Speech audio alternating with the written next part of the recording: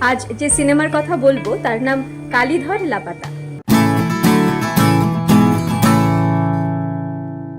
একটা হিন্দি সিনেমা, প্রধান চরিত্রে অভিষেক বচ্চন।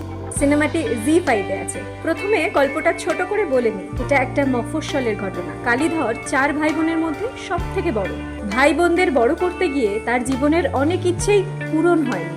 মাঝবয়সী কালীধরের মাঝে মাঝে স্মৃতি চলে যায়। এই অবস্থায় তার ভাইয়েরা তাকে দিয়ে সব সম্পত্তি নিজের নামে লিখিয়ে নিয়ে তাকে মেলায় ছেড়ে দিয়ে আসার পরিকল্পনা করে। কালীধর এটা জানতে পেরে নিজেই ভাইয়েদের ছেড়ে চলে যায় এবং তারপর কিভাবে নিজের অপূর্ণ ইচ্ছেগুলো পূরণ করে সেই নিয়েই এই গল্প। আমাদের কেমন লাগলো?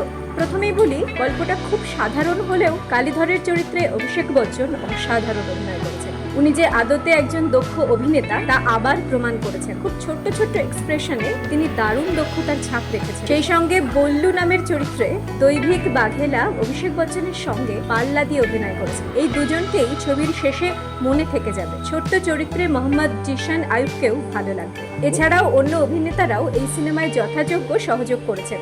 একদিকে লোভ, সম্পর্কের প্যাঁচ, অন্যদিকে সারল্য, ছোট ছোট আনন্দ এই গল্পের মূল বিষয়বস্তু। পরিচালক মধুমিতা সুন্দরা রামন এই ছবিটা 2019 সালে তামিল ভাষায় বানিয়েছিলেন, তারপর নিজেই এটা রিমেক করেছেন। উনি শুধুমাত্র দুজন মুখ্য চরিত্র নিয়ে ছবিটা শেষ অবধি নিয়ে গেছেন। তাতে ওনাকে কুর্নিশ করতেই হয়, কারণ কাজটা একদমই সহজ নয়। ছবিতে কোথাও তাল কাটতে দেননি, মফস্বলকে খুব সুন্দর করে দেখিয়েছে। গল্পটা ওনার নিজের লেখা, সিনেমাটোগ্রাফিও খুব সুন্দর। সিনেমাটোগ্রাফার গৈরিক সরকার খুব সুন্দর পিকচারাইজেশন করেছেন। যারা ভালো গল্প, ভালো সিনেমার ভক্ত, তারা এই সিনেমাটা অবশ্যই দেখুন। আমরা নিশ্চিত যে এই সিনেমাটা আপনাদের ভালো লাগবেই। পরিচালনা, অভিনয়, সিনেমাটোগ্রাফি, মিউজিক, এডিটিং সব মিলিয়ে এই সিনেমা অত্যন্ত মনোগ্রাহী।